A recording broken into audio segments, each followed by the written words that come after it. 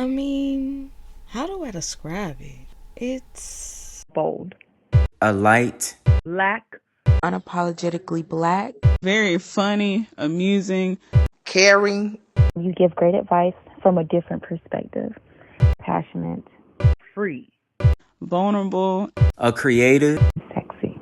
My girl is lit as fuck. Always ready to spark a little something. Genuine, very genuine. Resilient. Like sixth sense, otherworldly. If you know, you know. It's so vibrant, baby.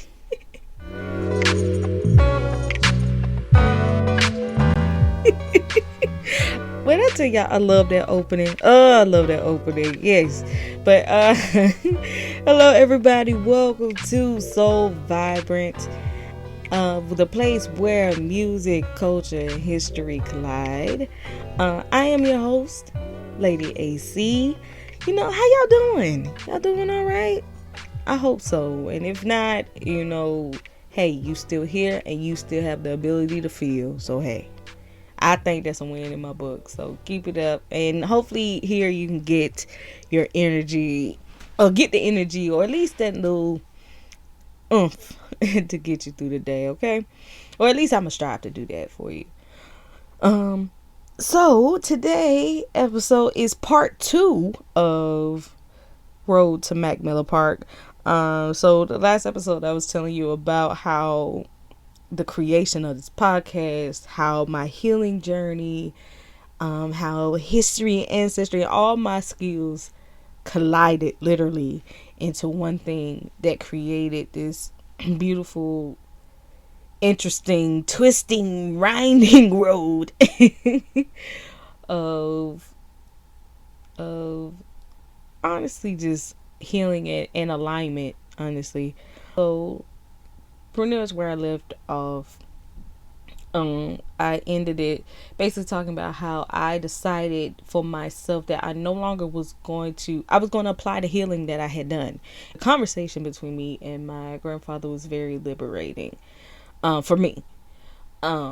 Because what happened in it, two things happened, really, is that I had on the lower end, you know, I was able to confirm the information that I had found, all the facts, all the I was able to dispel rumors, confirm rumors and turn them into facts. You know, that, you know, I was personally connected to Mack Miller Park, not just because it was literally in my backyard, but that the person the park was named after was in my bloodline, is my ancestor. Is and like I said last episode, but for those who haven't listened to it yet, please go listen to it. But who hasn't listened to it yet, that Mack Miller, who Mack Miller Park was named after, it was my great great great uncle. And my grandfather, having that conversation with my grandpa, he confirmed all that. And in that, you know, I also, you know, was able to ask him about his bloodline and about the individuals, and, you know, bounce ideas off of him and actually learn about his mother, who is Mack Miller's niece, and learn about him and through her and all those things. Outer body experience of it was the concept, with many different concepts as I think about it, but it was the concept of forgiveness and personal healing and understanding the power of choice and how those two connect, forgiveness and the power of choice. Because the reason I want to dive into that, so I want y'all to meditate that when it comes to forgiveness, there is a power of choice and how they're connected. Ain't that kind of powerful on the stick? It does. So I want you to sit with that, meditate on that, and we're going to take our first musical break. As always, we're going to take our first musical break, and then when I come back, I'm going to dive into that and give y'all more of what happened on my road to do this project that ultimately aligned my spirit and my healing. So be right back. Hope you enjoy this. But I'm sure you've seen some situations where you had to call again and tell them, Lord, save me. And you may have been saved 35 or 40 years.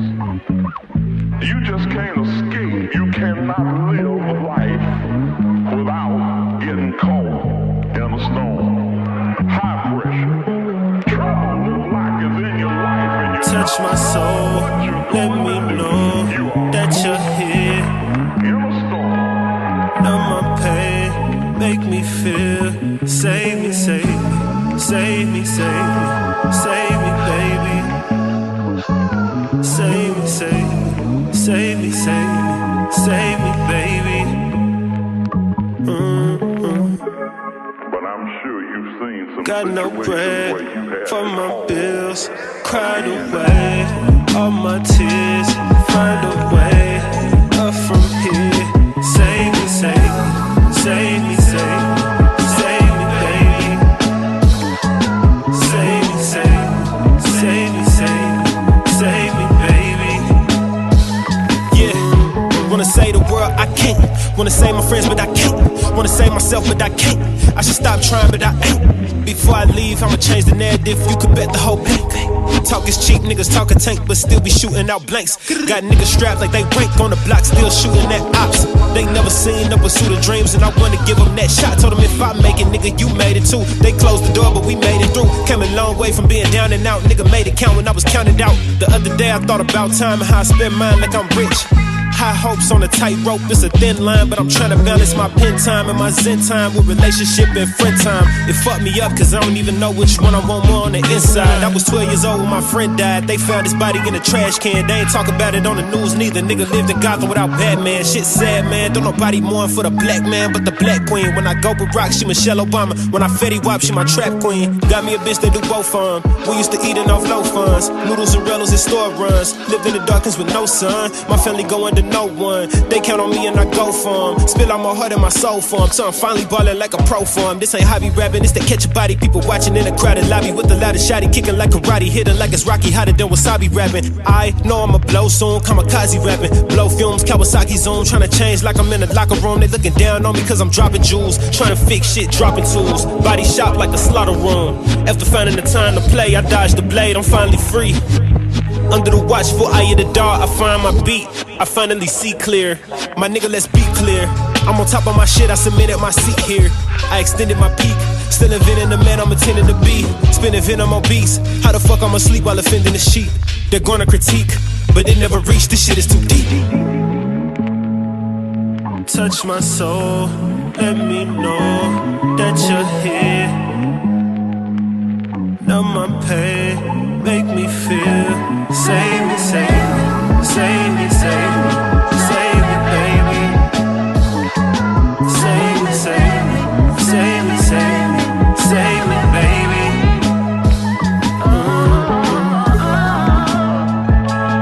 Got no bread for my bills. Cried away all my tears.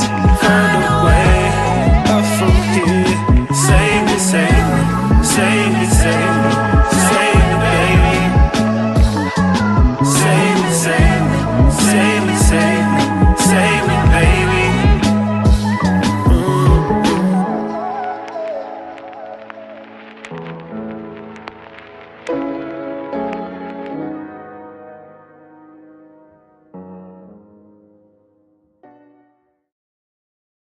And that joint right there was Oren Major with Save Me. Ooh, powerful. Just I love how he just opened it up with the prayer and talking straight to God, and then going into just everything that was on his heart and his mind, and just really showing that alignment of just a combination of manifesting, of speaking life into things, and also just being vulnerable and real. So I love that joint right there. And shout out, he also is GSU fam right there. Like I was saying before the musical break, I left you with the connection between forgiveness and the power of choice. And so this also was actually inspired by a film I saw over this past week. So by the time y'all listen to this, I think the film may be maybe out there just, but at the time when I recorded this episode, there was a film called of Exhibiting Forgiveness. First of all, overall, y'all go see that if you can, or if you can find out where it comes. I think it is going to be able to be streamed too, and if it can, definitely go see this movie. It honestly does a very great job of explaining the process and and challenging the concepts and the aspects of the way we are taught as a society, especially in the Black community, about forgiveness and how that process looks. And in relation to that, it made me, I went through that process with doing this project.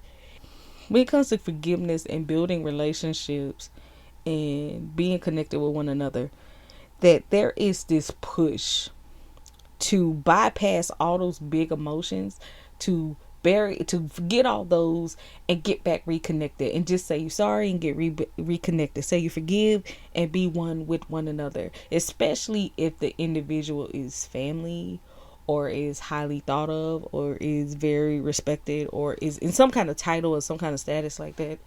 But especially in family, like, I don't know if y'all have ever experienced, but have you ever been in a situation where people, be like, well, that's family, and then or you only got, you only have one mother, or you only have one father, you only have one grandfather, you only have one aunt, that you only have one, so you have to cherish it. But so you have to make amends now and do the right thing, and it puts all this pressure, this trauma, the work, honestly, on the person who is afflicted by the person who caused the issue.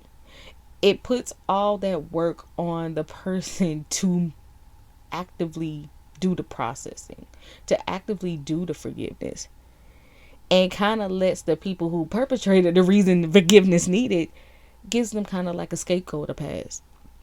The power choice represents the concept of that you choose what that forgiveness looks like and how it works for you. I learned that me and my girlfriend just talking, that was enough. That was it. That's all it had to be.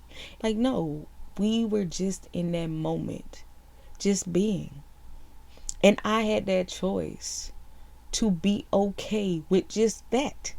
And that the fact that it was just that was good enough. Like, it didn't have to be this grand old reconnection or we had to, come back together. Like, no, I was afforded the choice to make the relationship what it was, and that was enough for both of us. And for that was such a power and such a liberating feeling.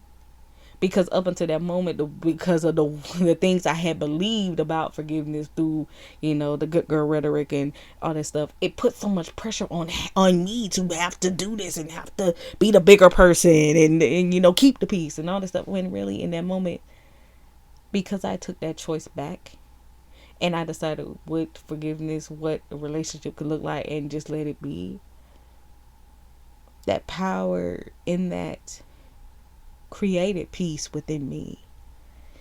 It also, added another layer of connection to make me want to do this story right.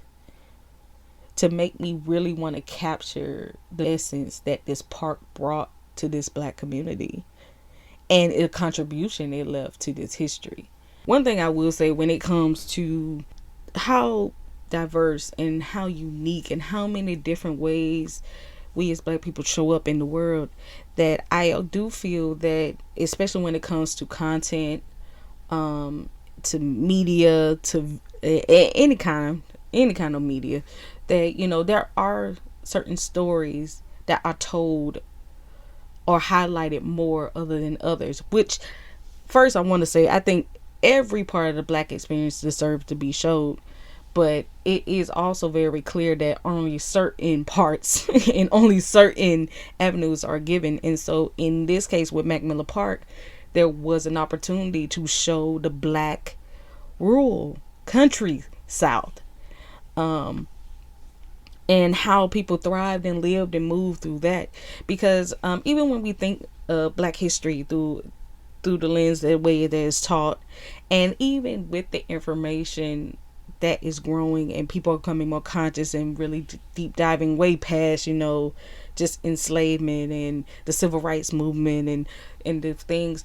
One of the things they do highlight a lot is the Great Migration, which of course is once emancipation was around and that happened, a lot of black people moved from the South up north. But then they kind of frame the history from that perspective, in a sense.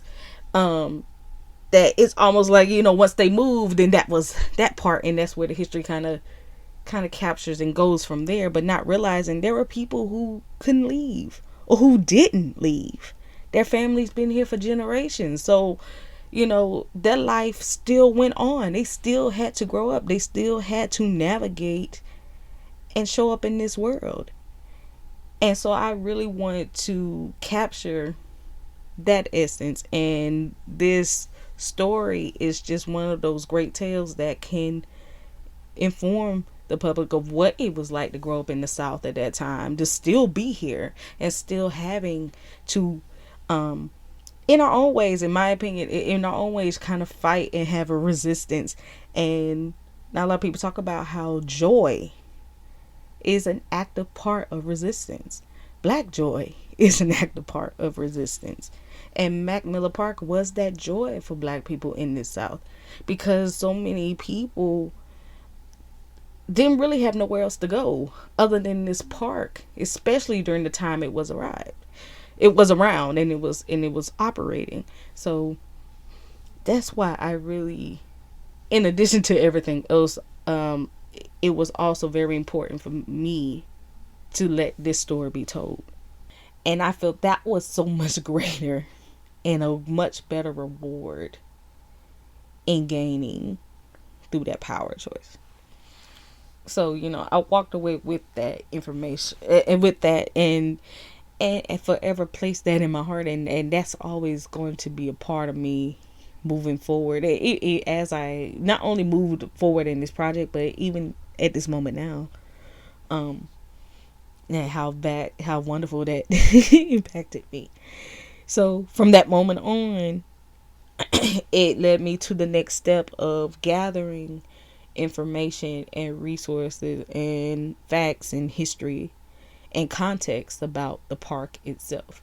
And so in that led me to going around, not only coming back again to have another conversation with my grandfather, but also going around the community and asking the elders or asking different people their experience of the park. Because at this time, the park existed between the 1950s to the 1970s, and everyone who was alive during that time were the elders of the community. And that created another challenge, because now I had to know who these elders are, find where they are, but then also understand that a lot of these elders who did experience the park are no longer here. So I had to cipher or ask around to know who was there, who is still able to tell the stories, and then on top of that, if they wanted to talk. So I had to decide. All right, so I had to go through all of that. Those were the next steps.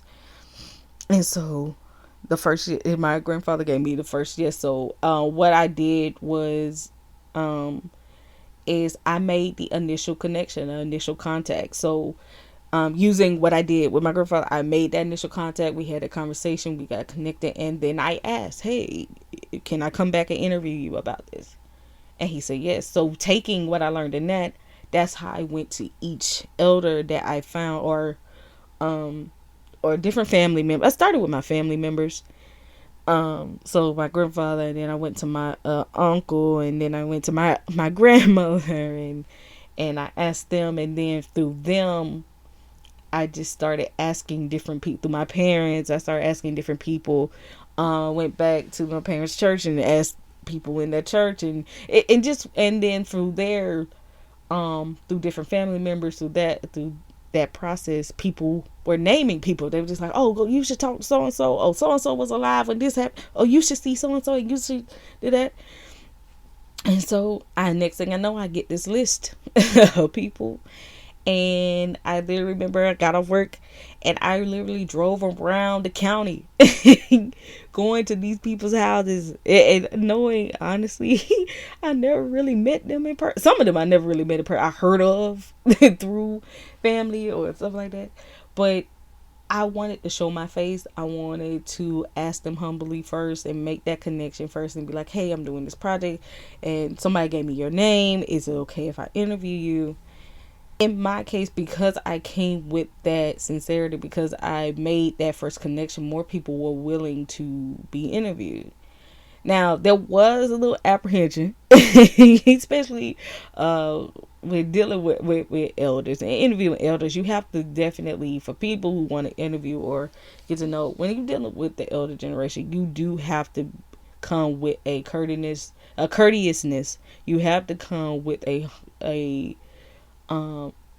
very respectable approach to basically, when I say respectable, I'm talking about, respectful of their time, respectful of their energy, respectful of, mindful of, and patience as well, mindful of that, because at this time they are at age where, it does take them a minute to recall. It does take them a minute to, they do take pauses. They are thinking, when they hear interview, they were thinking like, oh, I gotta look, I gotta feel, oh, I'm not camera ready. I ran into that. I'm not camera ready. And I had to also make a decision of how I was going to record in that case. And so I ultimately decided to do it in this format, as you hear, just my voice. And that also, with it making it that way, made them more comfortable to speak and more comfortable to talk. It was easier to get them to talk because they knew they were just using their voice, so it wasn't really having to doll stuff up or caught off guard. But I just had to remember to check in, take that time, and really allow them that space to talk. And what was very interesting as well when they talk is that, the first thing I would always hear was like, oh, I don't know that much. I just don't remember everything. But then the more you engage, next thing you know, they'll tell you they're like, oh, I can only tell you so much. And I'm like, you know what? Whatever it is, I want to hear it. I don't care if it's two sentences or a short phrase. And every time I am getting minutes and minutes to hours of stories, of content, of experiences. And then on top of that, as the more you start to engage, the more they start to remember. And the more they start to engage with you. So in that experience, I also learned something that I would also like to share with y'all. Please, if you ever have a chance, connect with your elders.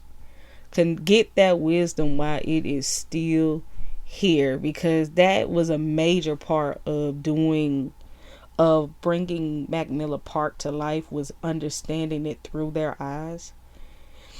Because the other level of that is when they experienced Mack Miller Park, for them, that was a moment in their time. Like during that time, they were teenagers. They were kids. And in those moments, you were just enjoying the moment. You were just, that is your thing. That was your hype. That was your, your hangout after school. And you never think far in the future that this moment, this is going to be it. This is going to be all that this is going to end to the point where it will never exist again. So unfortunately, a lot of the history, a lot of the experience of this park wasn't really documented on paper or notated, or even like them taking pictures for various reasons. One, because a lot of people in this area we're talking about rural country Georgia. So in this area, not a lot of people could afford a camera or taking pictures all the time. And if they did, with the constant change and just constant evolution that happens when people move and change and grow and move into different houses and all those different things, stuff can get lost.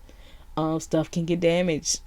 And so a lot of that evidence isn't happening. Or then once again, going back to with them being teens, I mean, look at teenagers now. Like, look at how, I mean, even as I was a teenager, the things I experienced as a teen that no longer exist anymore, we didn't think to document it or take pictures every moment and all that stuff. We didn't think to do that. We are left with those memories of those things. So, so I also understood to give a grace to them when it came to, gathering this information, and just wanted to honestly hone in on that Black excellence, because I think it was so valuable to see the park. And honestly, the park kind of came to life through their eyes for me. And I was able to see and feel and touch everything that they talked about. And it was very enriching to see, honestly, these people come back to life, in a sense of remembering such a moment that gave them such joy.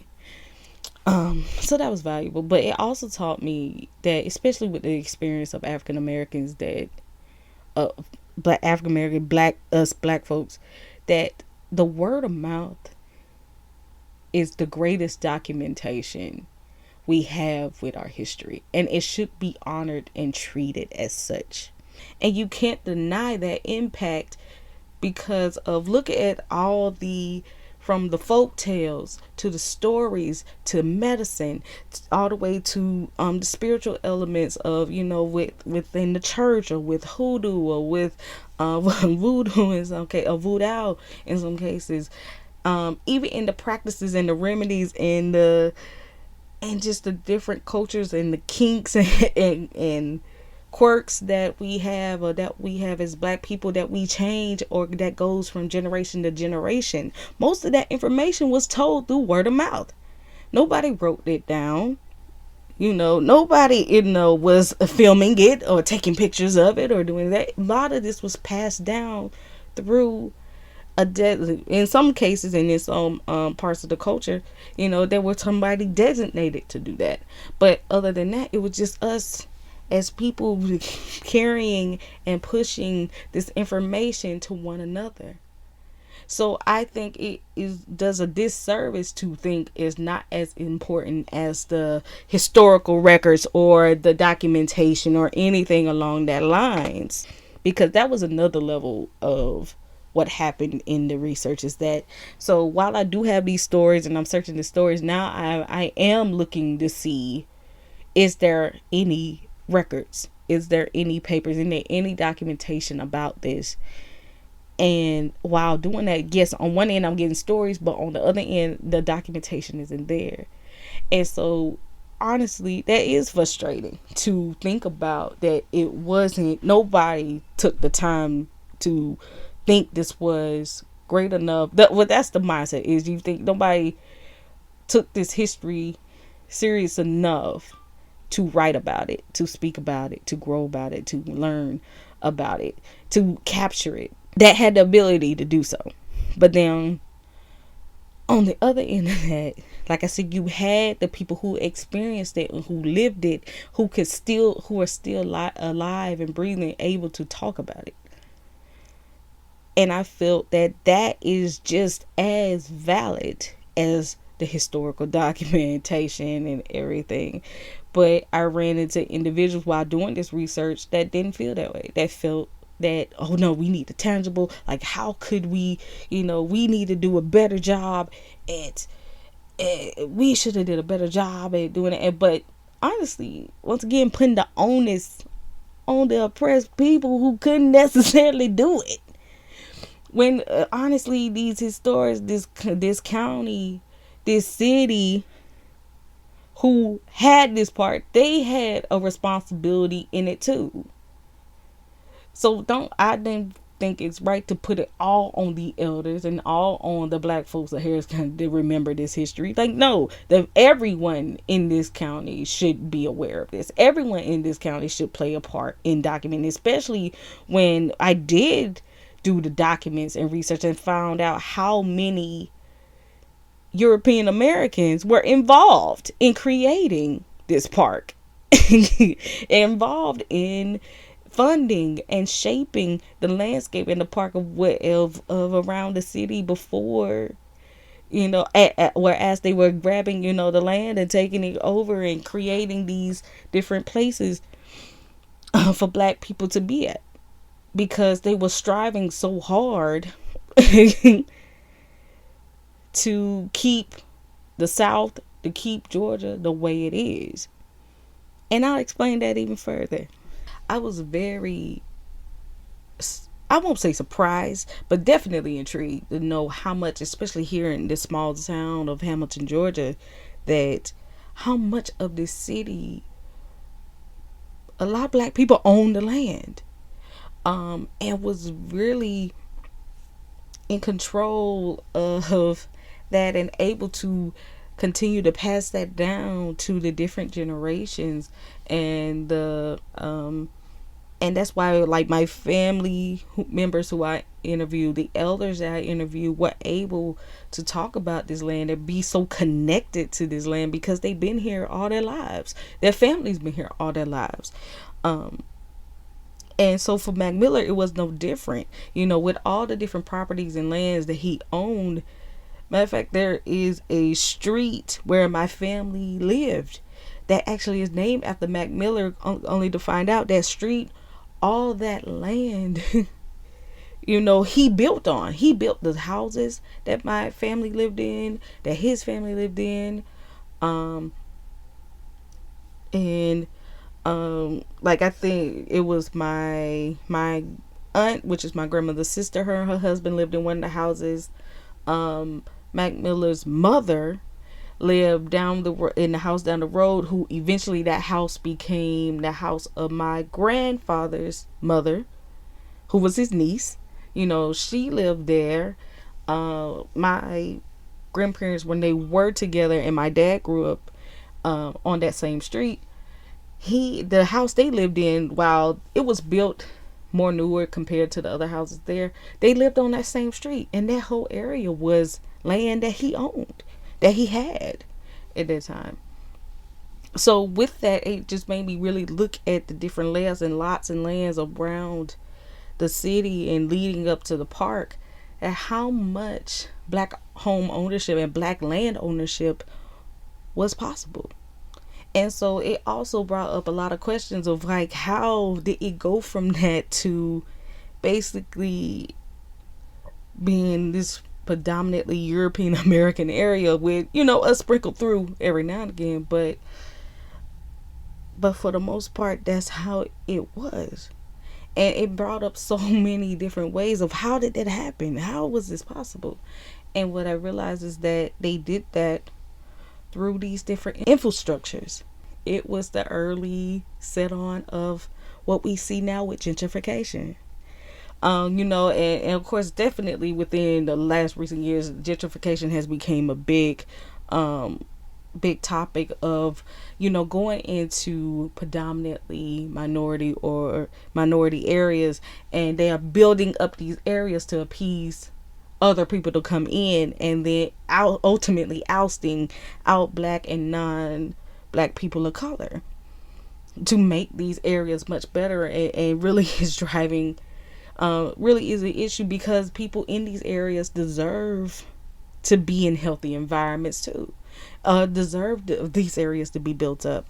But how they're so able to do these things is they start with doing things like creating recreational spaces such as parks or rec centers or courts or anything like basketball courts or volleyball courts or things like that. They built highways.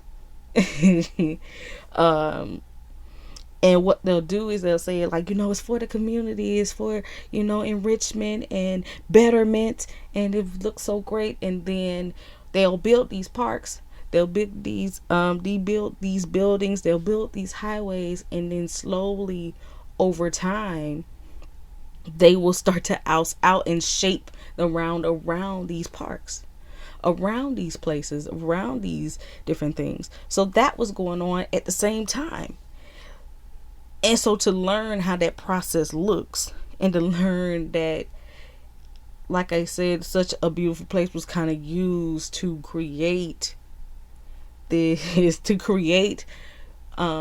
the city to look like it does today was very interesting. But it also made me go harder in my research and harder to tell the story right, to make sure I highlight the greatness and the history of us, of the black people of Harris County, of the black people of my hometown of Hamilton, and to really make sure that Mack Miller was highlighted, and also make sure that the elders, that I was taking their history and their story and make sure I did that justice. And the reason I emphasize the concept of justice is because even through my research, I realized that justice was still hard to come by, even beyond the grave. Because as I was researching my ancestor Mack Miller, that, you know, his land was taken away from him after he passed, or was changed hands to the city, because like I said, you know, the land that, you know, my family once lived on, it was bought and it's just basically sitting there with no trespassing signs, but nothing being built. The undergrowth is growing up, like no grass cut, nothing. It's just sitting there. But then also Mack Miller's resting place, he was buried in until 2012, the city's segregated cemetery. Yes, my hometown had a segregated cemetery, because I end up, when looking up Mack Miller for the first time and learning about his importance, his name came up in a news article in US Today of a story done in, like I said, 2012, and then I think it was 2013 as well, was a follow-up story. But US Today ran a story about segregated cemeteries, and he was one of the graves that was identified at the cemetery. And the only reason it caught that much attention was because one of a funeral goer who went there for a funeral noticed that half of the cemetery was not being kept up, was not being tended to. That a lot of the graves were virtually being destroyed and victims of erosion and all these different things. But then the side that they attended the funeral on was well cut, well managed, well kept. And I think even at that time they had a fence, a chain, like a chain that separated both sides. So in 2013, I believe, that individual, along with a veterans association in the neighboring city of Catala, their branch came together and did a cleanup. But even in that cleanup, they were given so much runaround and backlash and how much they could do to clean up this area, that they could only do so much. But for it to be, that was like 10, 11 years ago, and still, when I went as part of my research to go check out the cemetery, if it wasn't for even them doing that, the cemetery was in an interesting state.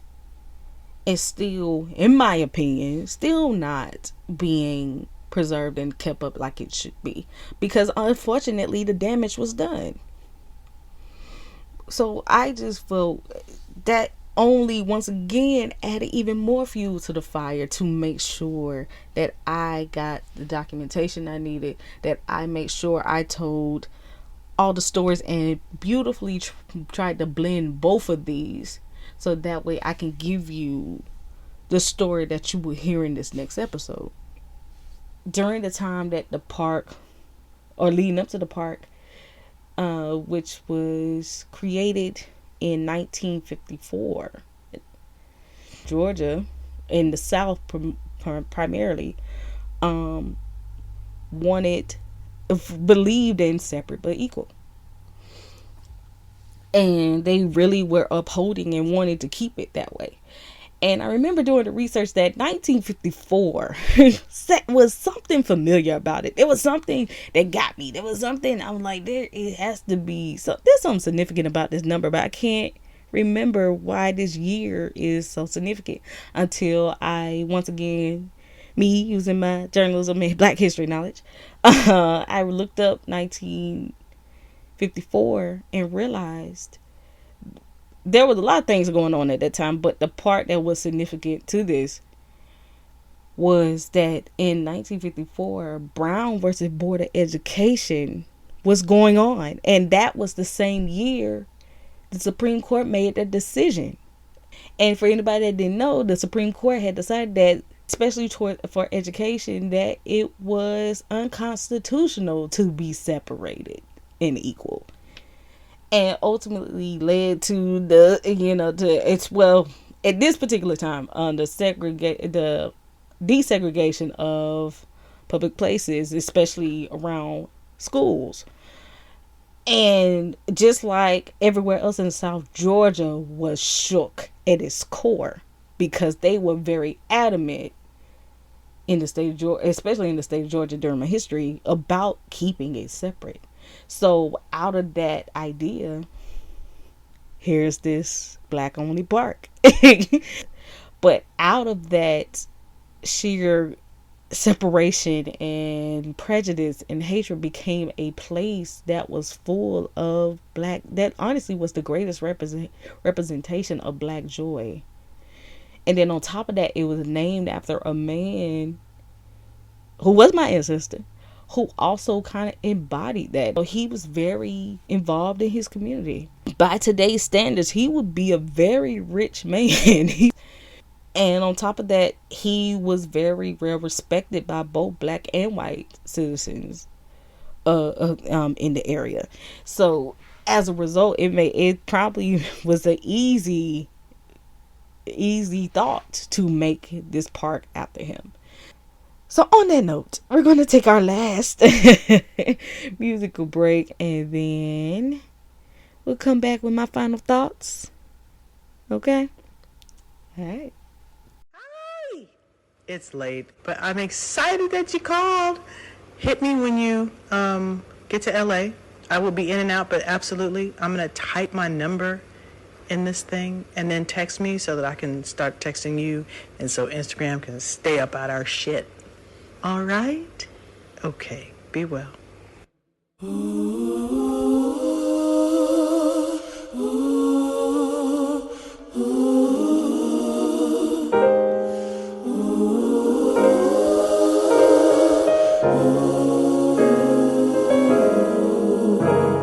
I know you've been looking for love in the loneliest places, and it's so obvious that you need all the grace that you give.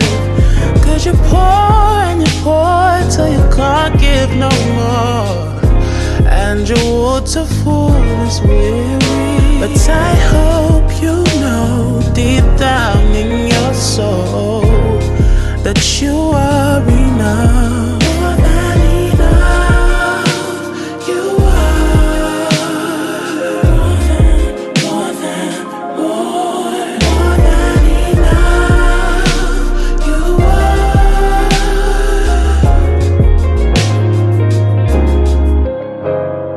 It shows how you light up the room when you step inside. By being yourself, way too precious to hide. I know you're tired and weak, but your strength is in me, and I'll never let you go. So I hope you know deep down in your soul that you are enough.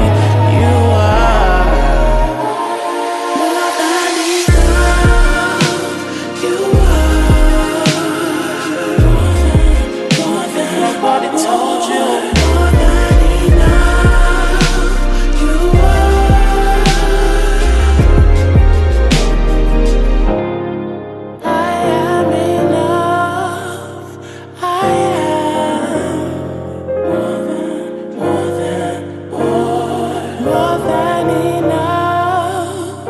I am.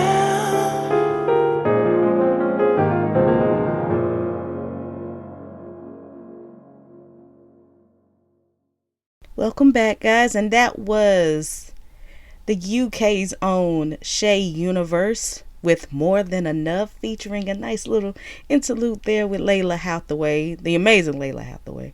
That's just a beautiful way to close. Because at the same time, I can't give you everything, because the episode right after this episode is the documentary episode, is the product of all of this that I've been telling you in these last 2 episodes.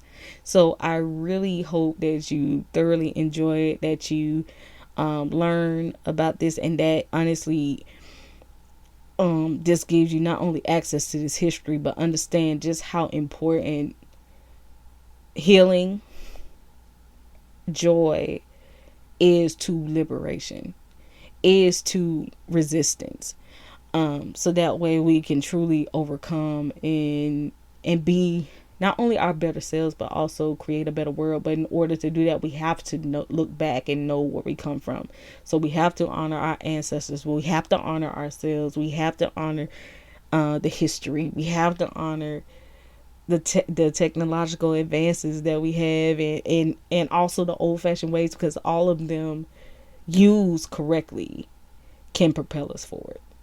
If you would like to connect with me, or just say hey, on Facebook.com it is Queen Lady AC. On Instagram it is _ I am Lady AC, and Twitter and TikTok is I am Lady AC as well. Alright, don't be shy now.